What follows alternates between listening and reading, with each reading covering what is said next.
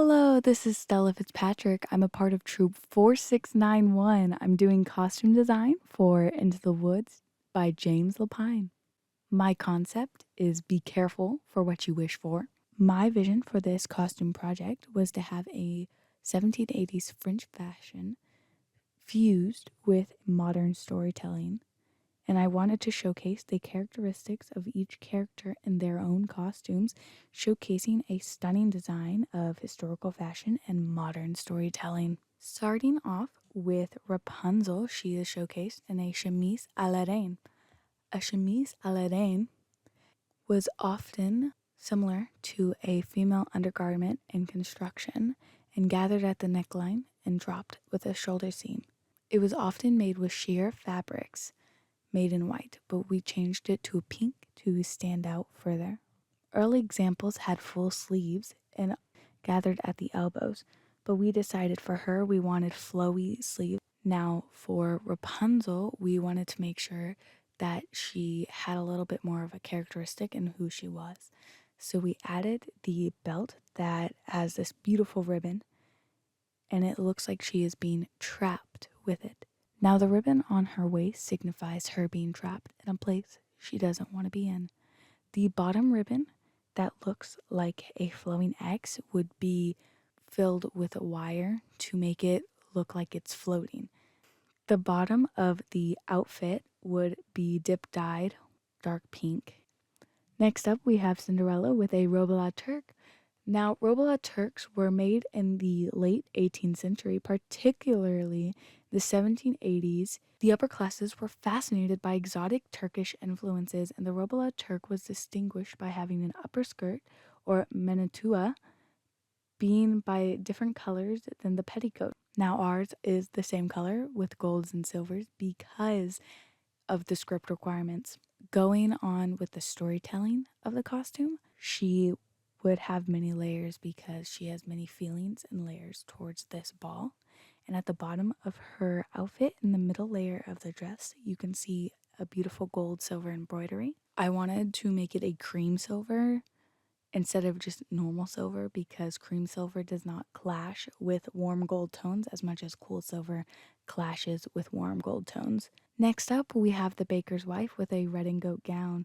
Originally, the red and goat was a coat which was used outdoors in the early 18th century and adopted by women in practicality's sake. Red and goats often would be adorned with embroidery or with patterns. Normally, it'd be quite small embroidery pieces, but in order to see it from the stage, we made it a bit bigger. We also made her wear it in a blue, even though blue would often be a very expensive color for an everyday person to wear. We wanted to make sure she stood out from the stage and easily be able to be seen, and also to capture the prince's attention. Next up, we have mischievous Little Red Riding Hood. She is wearing a frock underneath her coat. Now, frocks were often worn by little kids under a certain age because they were easy to clean if they got them messy.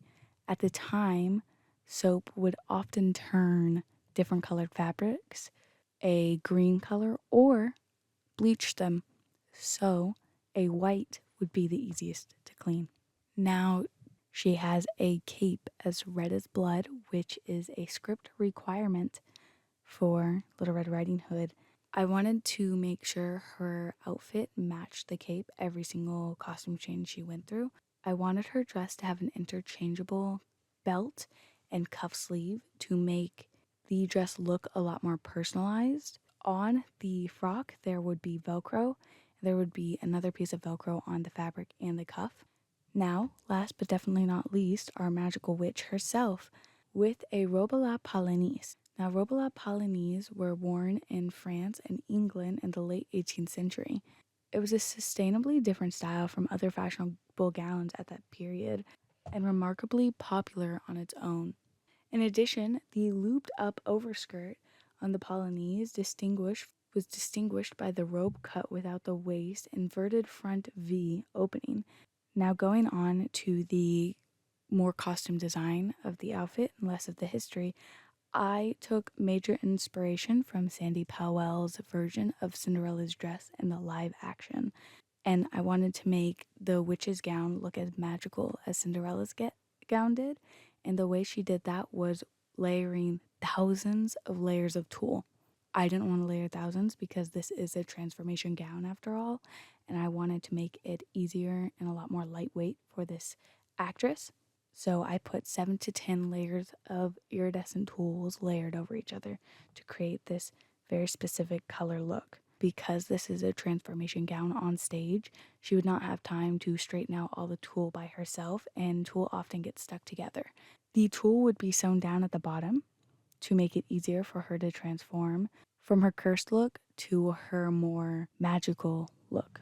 The ribbon on her chest signifies her bond with Rapunzel and how she entrapped Rapunzel within the confines of the tower. And the bottom ribbon on the dress signifies the entrapment that the curse gave her, going on to script requirements. Now, the baker's wife really didn't have any, and with Cinderella, she had to have a gold and silver gown with gold shoes. Little Red Riding Hood had to have a cape as red as blood.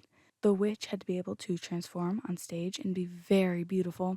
Now, Rapunzel had to have yellow colored hair. Now, concerned with the budget, most of these costumes would have to be handmade. That just adds to the cost of this performance. I already thought this performance would be very costly. The type of costume quality I would like would best be performed by a professional showcasing rather than a school play. While a school play could most likely do the costumes justice the way I intended them to be, we also have to take into considerability that children often don't take care of their costumes as well as we would like them to. If we look at the costume plot, we can see that Rapunzel and the baker's wife would be wearing the same costume the whole time, but Cinderella, the Little Red Riding Hood, and the witch would be wearing different costumes.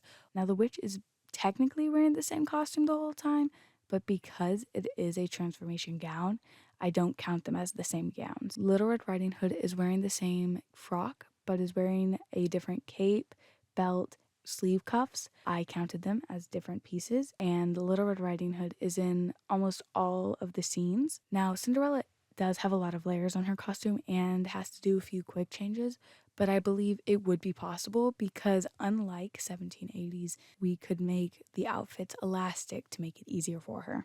Now here are my links for the costume plot, which you just saw, my in-depth research about the 1780s French fashion, plus a little bit about Turkish, and also my design statement. Thank you so much. I hope you have a wonderful day, and please remember, be careful with what you wish for.